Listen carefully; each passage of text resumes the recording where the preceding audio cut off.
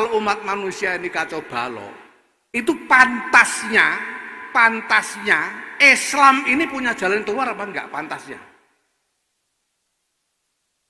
Kalau umat manusia seluruh dunia kacau balau dan Islam tidak punya jalan keluar untuk mengatasi itu, pantas apa tidak?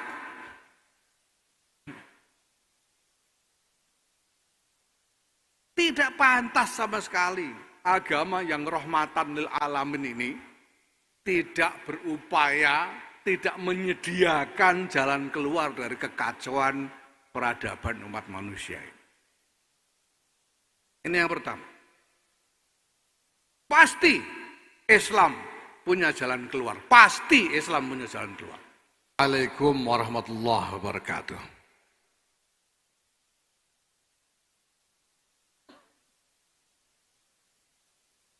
Alhamdulillah wa syukurillah wassalatu wassalamu ala rasulillah Sayyidina Maulana Muhammad ibn Abdullah wa ala alihi wa sahbihi wa mawalah. Amma ba'd, yang mulia Kiai Haji Raden Azaim Ibrahimi Syekhil Ma'had, pengasuh pondok pesantren Salafiyah Syafi'iyah Sukorejo, yang mulia Kiai Haji Afifuddin Muhajir, Wakil Rais Am, Pengurus Besar Nahdlatul Ulama, para kiai, para nyai yang hadir, yang saya hormati,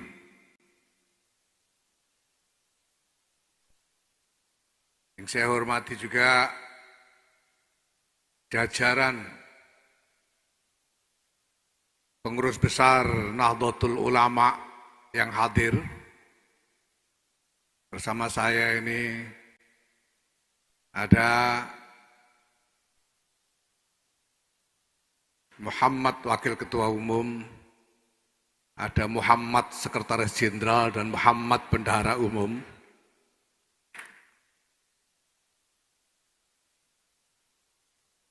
Pak Amin Said Husni yang tadi baru saja mendapatkan lakop nisbah yang baru dari Kiai Azaim Al-Muta'addid bi'aunillah.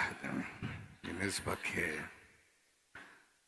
muqabalah dari Al-Mutawakkil 'ala Allah. Pak Saifullah Yusuf, Pak Gutfan, ini ada juga salah seorang ketua harian PBNU, tapi saya yakin tidak akan berani Muhammad yang ini, Pak Ulil Absar Abdullah ini.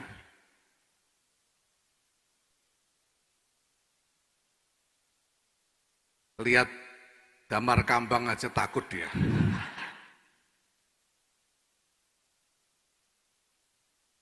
Ada Ketua RMI Pak Hodri Arif dan jajarannya, alhamdulillah. Para kiai, para asatidz, para santri, pondok pesantren Salafiyah Syafi'iyah Sukorejo yang saya hormati, jajaran pengurus dan aktivis, kader-kader Nahdlatul Ulama yang hadir, yang saya cintai. Alhamdulillah, hari ini kita mulai serial halaqah fikih peradaban yang kedua. Setelah tahun lalu kita berhasil menyelenggarakan tidak kurang dari 240 halaqah di seluruh Indonesia, dan kemudian dipuncai dengan Muktamar Internasional Fikih Peradaban di Surabaya. Hari ini kita mulai serial halaqah yang kedua untuk fikih peradaban ini. Insya Allah juga tidak akan kurang dari 240 sampai dengan 250 halaqah. Dan insya Allah pada saatnya nanti akan kita puncai juga dengan Muktamar Fikih Peradaban, Muktamar Internasional fikih peradaban yang kedua, insya Allah. Mohon doa restu. Bapak, Ibu-ibu, saudara sekalian yang saya hormati,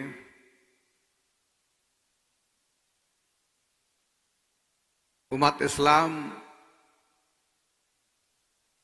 beserta seluruh kemanusiaan dewasa ini menghadapi masalah-masalah besar yang sangat mendasar akarnya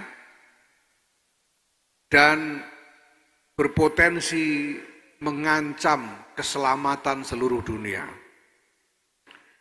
Berpotensi menciptakan kerusakan besar-besaran sehingga bisa meruntuhkan seluruh peradaban dunia. Masalah itu adalah masalah hubungan-hubungan yang problematis, hubungan-hubungan yang menjurus kepada konflik di antara kelompok-kelompok yang berbeda-beda. Apakah itu berbeda karena ras, berbeda etnik, berbeda ideologi politik, sampai dengan perbedaan agama-agama. Model atau pola hubungan antara kelompok yang mengarah kepada konflik semacam ini adalah pola yang sebetulnya diwarisi oleh peradaban umat manusia sejak ribuan tahun yang lalu.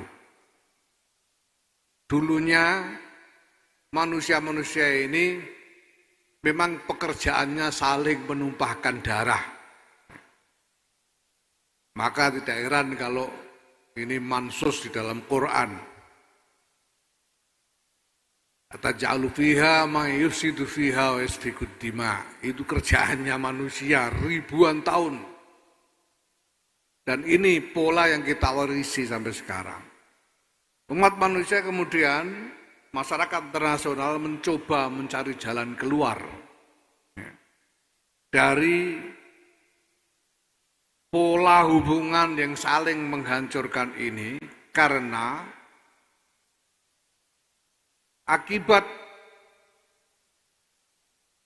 adanya kemajuan di dalam teknologi militer yang luar biasa pesat, sehingga senjata-senjata baru yang diciptakan oleh industri militer ini punya daya hancur yang tak terkira.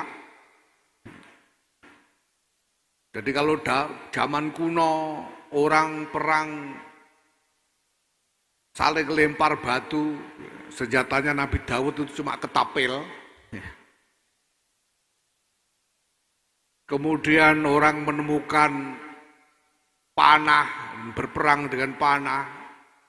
Orang kemudian menemukan mesio, perang dunia pertama itu masih banyak yang pakai senapan yang dicolok-colok itu. Satu kali tembak harus nyolok-nyolok lagi, diisi serbuk mesio lagi, diisi peluru lagi, baru bisa nembak lagi. Belakangan orang menciptakan senjata dengan daya hancur massal, weapon of mass destruction. Nah, sehingga konflik yang mengarah kepada perang menjadi terlalu berbahaya bagi umat manusia. Karena senjata-senjata yang punya daya hancur yang luar biasa ini. Yang kedua, karena semakin meratanya globalisasi, membuat setiap konflik yang terjadi tidak bisa dibatasi dampaknya. Walaupun konflik itu terjadi di satu tempat yang terpencil, dampaknya akan berakibat secara menyeluruh di seluruh dunia. Seperti yang kita alami hari-hari ini, ada perang antara Rusia melawan Ukraina, kita tidak ikut-ikutan bertengkarnya, tidak ikut-ikutan di dalam masalah yang muncul antara keduanya, dan tidak ikut-ikutan tembak-tembakan bersama mereka, tapi kita ikut menanggung akibatnya, berupa kesulitan-kesulitan ekonomi global seperti yang kita alami sekarang ini. Nah, ini semua sudah dipikirkan oleh masyarakat internasional sejak beberapa dekade terakhir. Sekurang-kurangnya sejak 78 tahun yang lalu. Yaitu ketika kemudian masyarakat internasional menyepakati apa yang kemudian disebut sebagai Piagam Perserikatan Bangsa-Bangsa dan kemudian disusul dengan mengoperasikan Organisasi Perserikatan Bangsa-Bangsa. Nah, di dalam Muktamar Internasional Fikih Peradaban yang pertama yang kita gelar pada bulan Februari, 6 Februari 2022 yang lalu, Murid Besar Nahdlatul Ulama mengajukan soal kepada para ulama yang hadir tentang hukum-hukum yang terkait dengan piagam PBB itu. Apakah piagam PBB ini sebagai perjanjian sah, bisa dianggap sah menurut syariat? Apakah para kepala negara yang menandatangani piagam PBB itu bisa dianggap wakil yang sah untuk membuat perjanjian bagi warga negaranya masing-masing? Termasuk apabila kepala negara itu seorang kafir, non-muslim, apakah sah dia dalam perjanjian itu mewakili warga negara atau penduduk muslim di negaranya? Ini pertanyaan-pertanyaan yang dilontarkan dalam Muktamar Internasional Fikih Peradaban yang pertama tahun lalu. Alhamdulillah secara keseluruhan jawaban dari para ulama itu adalah sah. Walaupun kemudian ada banyak sekali kritik terhadap keberadaan Organisasi Perserikatan Bangsa-Bangsa dan juga aspirasi-aspirasi tentang apa yang dibutuhkan ke depan. Tapi pada dasarnya dinyatakan oleh para ulama bahwa Piagam Perserikatan Bangsa-Bangsa sebagai produk perjanjian itu sah menurut syariat dan wajib ditaati. Nah, maka Bapak Ibu sekalian, mungkin perlu saya persingkat saja, yang kita butuhkan sekarang ini, bukan hanya sekedar fikih dalam pengertian fikih syariah untuk menetapkan hukum-hukum terhadap sejumlah waqa'i yang ada saja.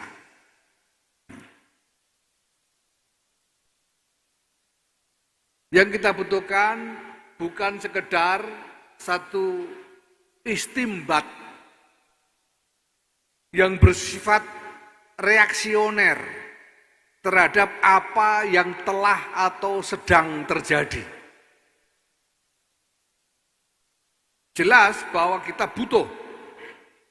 butuh pandangan-pandangan terkait apa yang sudah dan sedang terjadi itu. Termasuk perlunya yang tadi disebut oleh Kiai Azaim, mi'adatun nazar terhadap pandangan-pandangan yang dulu mapan, tapi kalau kita paksakan sekarang, ini bisa menjadi masalah besar. Pandangan bahwa orang kafir itu tidak bisa disetarakan dengan orang mukmin di dalam kehidupan masyarakat, itu adalah pandangan yang mapan pada masa lalu. Makanya ada wawasan tentang kafir dhimmi, kafir harbi, kafir mu'ahad dan sebagainya. Karena ada pandangan ini, bahwa orang kafir, non-muslim, tidak bisa disetarakan dengan muslim di dalam kehidupan bermasyarakat. Bahkan ada pandangan yang ya saya kira bersifat usuli, ya, karena mengatakan bahwa al aslu fil kafir halalud dami wal mal illa liman lahul aman minal imam misalnya. Ini pandangan yang dulu mapan. Memang dulu begitu adanya. Tapi kalau hari ini kita paksakan untuk menerapkan pandangan-pandangan ini yang celaka bukan cuma orang Sukorejo, bukan cuma orang Situbondo, bukan cuma orang Indonesia yang celaka, ini bisa seluruh dunia bisa celaka. Ya, pandangan bahwa kalau ada konflik antara satu kelompok muslim dengan kelompok non-muslim, maka kewajiban muslim lainnya adalah turun tangan untuk membantu kelompok muslim itu. Apalagi kalau memang alasannya adalah alasan agama. Karena al-mu'minu lil mu'mini kal jasadil wahid.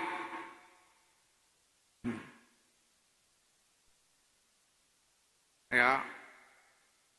Nah, tapi kalau ini kita paksakan hari ini, wah ini dunia bisa runtuh karenanya.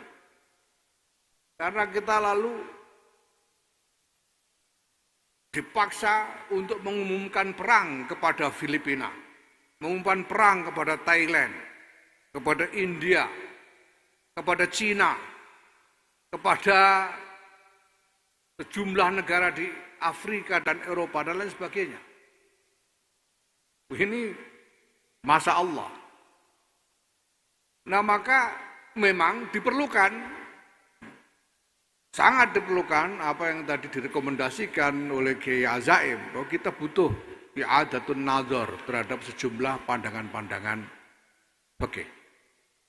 Nah, khusus terkait dengan ini saya kira mungkin perlu disinggung juga, karena beberapa waktu yang lalu ada yang mengajukan kritik terhadap konsep wacana fikih peradaban ini yang dianggap terlalu fokus kepada politik. Ya. Kita katakan bahwa ini bukan soal kita mau berfokus kepada politik, tapi kita akan berfokus saat ini pada masalah-masalah terkait konflik antar kelompok. Karena ini masalah yang paling krusial. Masalah yang sedang berlangsung, sedang terjadi, yang kalau dibiarkan bisa berkembang lebih luas, dan kalau kita tidak segera bersikap, akan dengan mudah lahir konflik-konflik yang baru.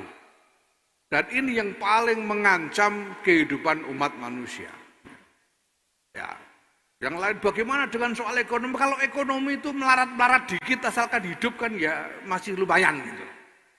Daripada konflik, kena bom salah sasaran dan sebagainya kan celaka. Maka kita dahulukan pembahasan tentang masalah-masalah terkait konflik ini. Tetapi lebih lanjut, Bapak Ibu sekalian saya hormati, apa yang sudah dicapai oleh masyarakat internasional saat ini memang jauh dari memadai. Jauh dari memadai. Apa yang sudah menjadi kesepakatan yang kemudian disebut piagam perserikatan bangsa-bangsa itu sendiri, ini masih kurang banyak. Masyarakat internasional masih butuh lebih banyak lagi kesepakatan-kesepakatan dan upaya-upaya untuk menutup kemungkinan-kemungkinan konflik yang lebih besar. Ya. Nah, sementara apa yang sudah dicapai itu sendiri seperti piagam PBB dan juga yang lain-lain, misalnya ada yang disebut UNCLOS, ya, United Nations Convention on the Law of the Sea. Jadi konvensi Perserikatan Bangsa-Bangsa tentang hukum laut itu masih kurang banyak. Masih ada banyak masalah di situ yang belum disepakati. Dan lebih jauh lagi, yang sudah disepakati dan sudah ditulis, ditandatangani, itu masih banyak yang belum diterapkan secara konsisten. Sudah jelas bahwa PBB menolak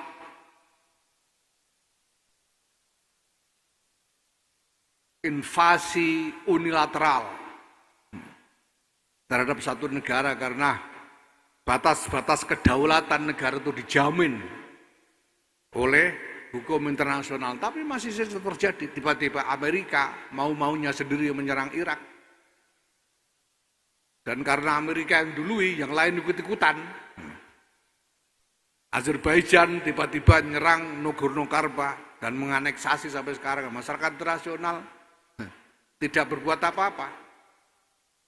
Nagorno-Karabakh itu padahal tadinya merupakan wilayah Armenia. Turki, Republik Turki mengebor minyak di perairan Siprus dan dunia tidak berbuat apa-apa. Padahal sebelumnya persis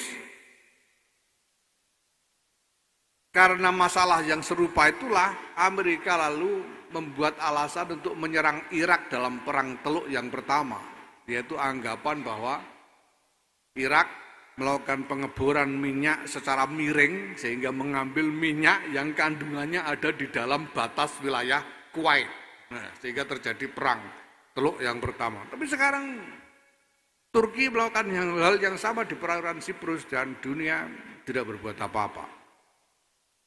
Baru ketika kemudian Rusia menyerang Kiev di Ukraina, nah dunia ribut. Padahal sebetulnya 10 tahun sebelum itu Rusia itu sudah menduduki Crimea, yang resminya sebetulnya juga wilayah dari Ukraina. Jadi ini memang dunia sedang tidak karu-karuan. Tidak karu-karuan. Maka Bapak Ibu sekalian, jelas diperlukan upaya-upaya untuk mencari jalan keluar dari segala kemelut ini. Untuk mencari jalan keluar dari segala kemelut ini. Ya. Nah, siapa yang bertanggung jawab untuk mencari jalan keluar itu? Sebetulnya kita bisa mengikuti alur nalar atau logika yang sederhana saja. Nalar yang sederhana saja. Kalau umat manusia ini kacau balau, kalau umat manusia ini kacau balau, itu pantasnya Islam ini punya jalan keluar apa enggak pantasnya? Kalau umat manusia seluruh dunia kacau balau dan Islam tidak punya jalan keluar untuk mengatasi itu, pantas apa tidak?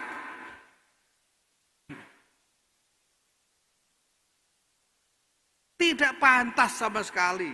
Agama yang rahmatan lil alamin ini tidak berupaya, tidak menyediakan jalan keluar dari kekacauan peradaban umat manusia ini. Ini yang pertama. Pasti Islam punya jalan keluar. Pasti Islam punya jalan keluar. Nah, jalan keluarnya seperti apa? Karena kita tahu sekarang, tadi sudah disebut-sebut oleh Ki Azaim, orang dengan 3 orang tim kreatif saja sudah bisa bikin podcast, memproduksi fatwa setiap hari 70 kali. Nah, terus siapa yang berhak bicara atas nama Islam? Kalau Islam ini harus menyediakan jalan keluar, siapa? Siapa yang harus bertindak atas nama Islam? Ya tidak lain tidak bukan adalah para ulama. Karena ulama itu warasatul anbiya. Para ulama.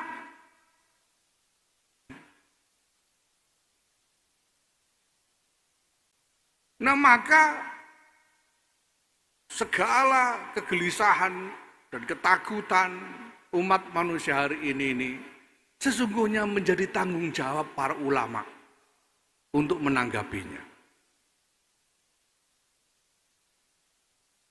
Jangan sampai ulama-ulama ini entah karena tidak tahu beneran atau pura-pura tidak tahu,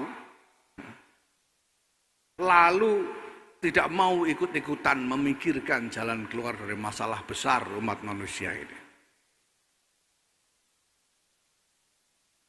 Ketika turun ayat wattaqu fitnatan la tusibannal ladzina zalamu minkum khassah. Ada riwayat Sayyidatina Aisyah radhiyallahu anha bertanya kepada Rasulullah, "Lah, apakah fitnah itu bisa menimpa orang-orang soleh?" Rasulullah menjawab, "Bisa." Lalu bagaimana mungkin ada fitnah menimpa orang soleh? Bertanya Sayyidatina Aisyah, Rasulullah menjawab, "Idza zaharal fasad mi wara'i zuhurihim." Kalau kerusakan merajalela dan orang-orang soleh, para ulama pura-pura tidak tahu. Nah, kita ingin memastikan supaya ulama-ulama ini tahu. Jangan supaya tidak bisa alasan, tidak bisa beralasan tidak tahu. Maka kita adakan serial halaqah ini untuk memastikan bahwa ulama-ulama ini tahu tentang masalah ini. Dan kemudian ikut memikirkannya. Kenapa? Karena jamiah kita ini sejak awal punya klaim besar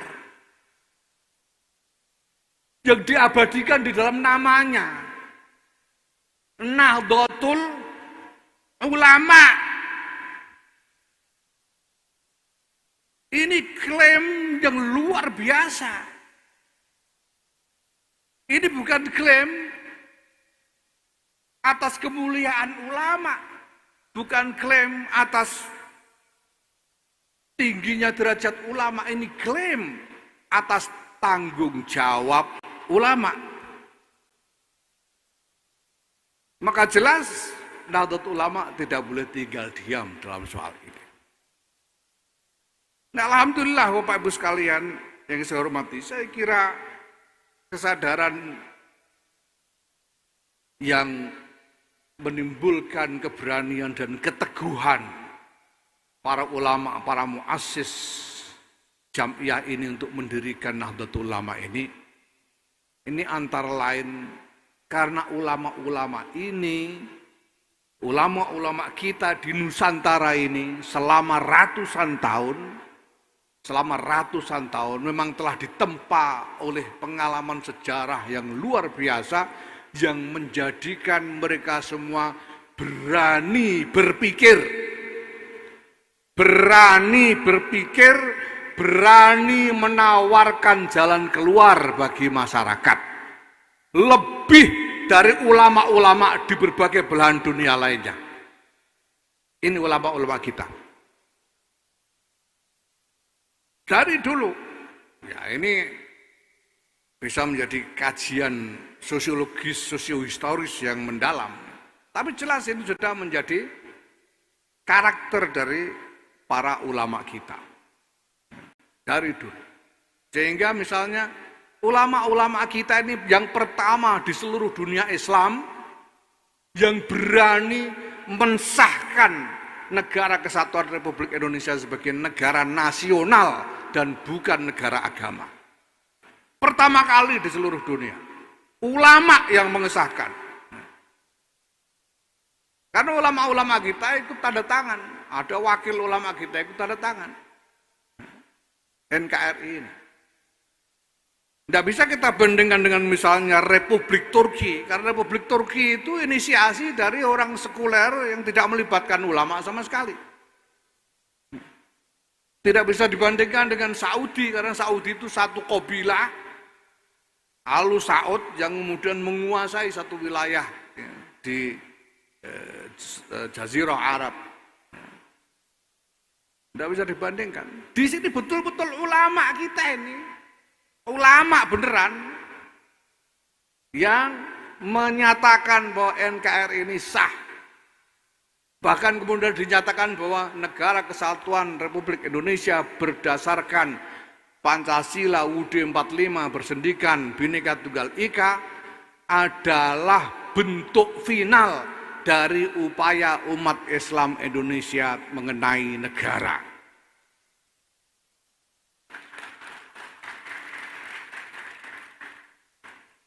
Dan itu ditegaskan di sini, di Sukorejo ini, pada waktu muktamar ke-27 tahun 1984. Ini ulama kita.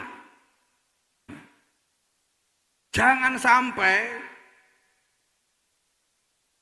generasi-generasi yang terkemudian dari para ulama, Nahdlatul Ulama ini kehilangan keberanian-keberanian dari para ulama terdahulu ini. Ya tentu saja ya, termasuk jangan sampai kehilangan ghirahnya di dalam tafaqquh.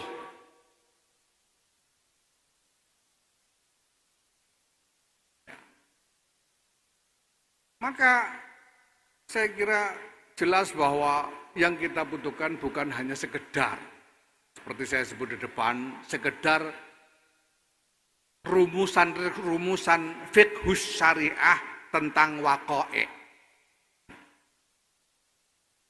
Ya kalau basul masail itu kan biasanya ada basul masail didiyah, waqi'iyah. Kita butuh lebih dari itu. Kita memerlukan tafaqquh tentang peradaban itu sendiri, tafaqquh tentang strategi untuk memperbaiki peradaban ini dengan inspirasi dari nilai-nilai dan ajaran-ajaran Islam. Ini yang kita butuhkan ke depan. Nah, para pendahulu kita, para kiai kita sudah membekali kita dengan contoh-contoh. Ya, tentang apa yang mereka lakukan di dalam menyikapi zaman.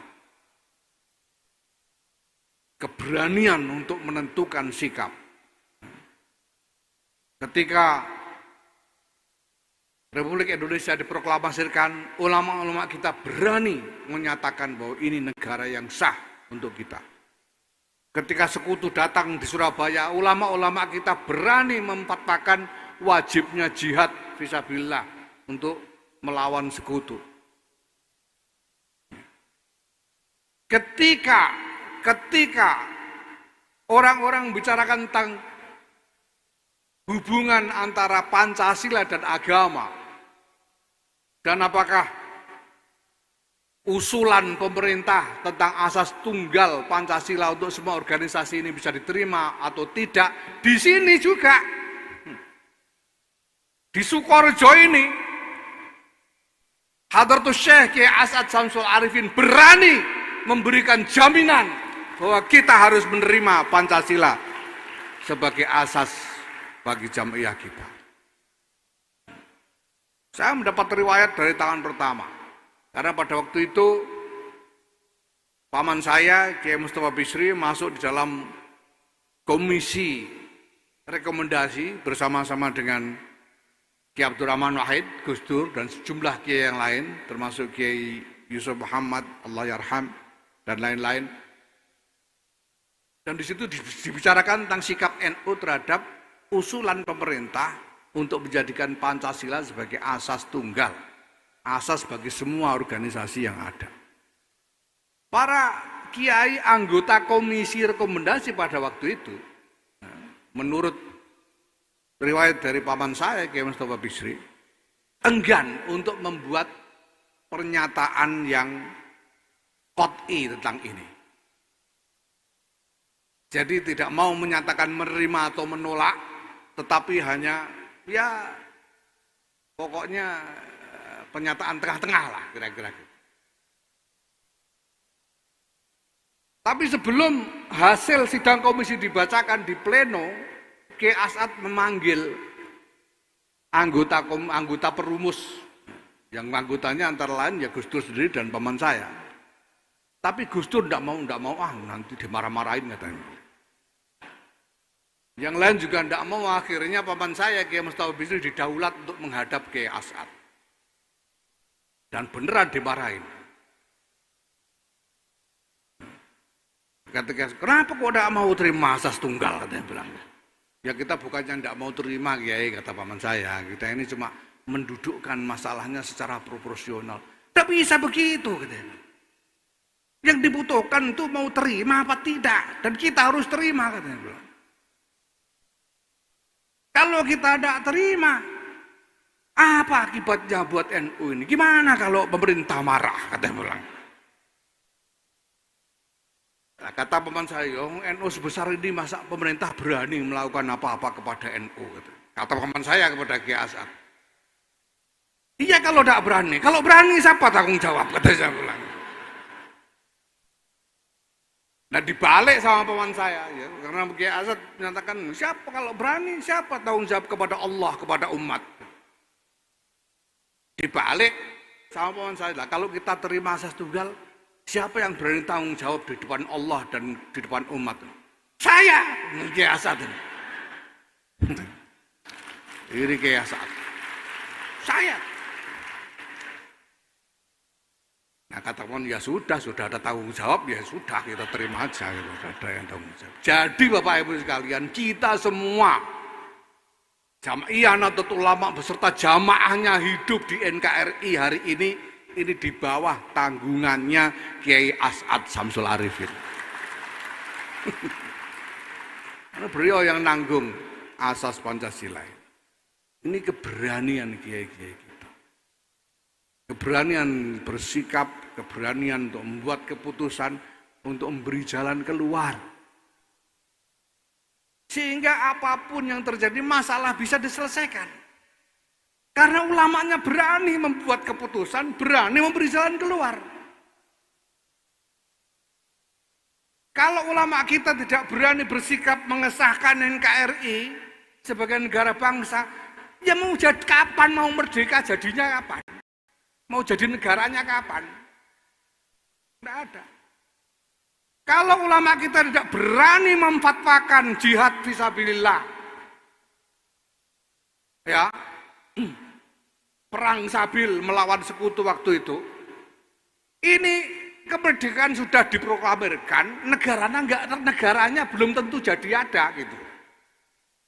Kalau sekutu tidak dilawan waktu itu. Nah, kalau soal Pancasila itu tidak diselesaikan di sini dengan keberanian bersikap seperti yang saya gambarkan tadi itu, ini masalah bisa tambah ruwet. Bisa tidak jelas, tidak karu-karuan siapa yang radikal, siapa yang tidak. Nah, sekarang kita punya ukuran yang jelas. Kalau mau Pancasila berarti oke. Kalau tidak mau Pancasila, tidak mau NKRI, tidak mau UUD 45, tidak mau Bhinneka Tunggal Ika, kita bilang tidak kepada mereka. Saya sudah sampaikan kemarin, kita tidak mau ditawar soal ini. Tidak mau ditawar soal ini. Sudah ketetapan dari para ulama kita demi kelangsungan hidup bangsa dan negara ini.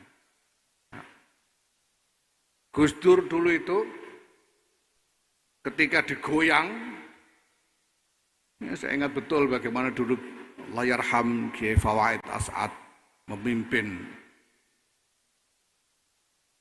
puluhan ribu umat, mungkin ratusan ribu, untuk memberi dukungan kepada Gus Dur ketika beliau diancam dilengsarkan.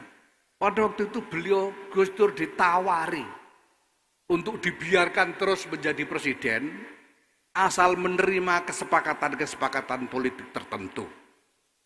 Tapi Gus Dur menolak karena kesepakatan-kesepakatan itu bertentangan dengan Undang-Undang Dasar 1945. Lebih baik lengser daripada melanggar konstitusi, itu sikap Gus Dur. Bagaimana mungkin kita sekarang ini mau bergabung bekerja sama dengan orang-orang yang jelas-jelas terbuka, tidak mau NKRI, tidak mau Pancasila, tidak mau UUD 45, dan anti Bhinneka Tunggal Ika. Tidak mungkin kita mau ikut mereka. Ya Rabbal Alamin. Ini jelas. Nah, kalau tadi dinyatakan oleh Kiai As'ad dalam riwayat yang disampaikan Kiai Azaim bahwa pada suatu saat Nahdlatul Ulama ini akan menjadi damar kambang. Tapi sebetulnya ada cita-cita agung yang sudah diisyarahkan sejak awal. Ketika Kiai As'ad Syamsul Arifin diutus oleh Syekhona Muhammad Khalil bin Abdul Latif untuk mengantarkan tongkat kepada Hadratus Syekh Kiai Muhammad Hasyim Asy'ari. Dengan isyarah ayat yang isinya menggambarkan tentang tongkatnya Nabi Musa. Wa ma tilka biyaminika ya Musa.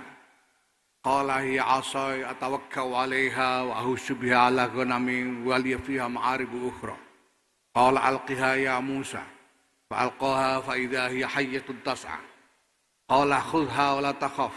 Sanu'iduha siratahal ula. Bapak Ibu sekalian yang saya hormati, kalau kita renungi isyarah ini sebetulnya adalah cita-cita tentang Nahdlatul Ulama. Cita-cita tentang Nahdlatul Ulama.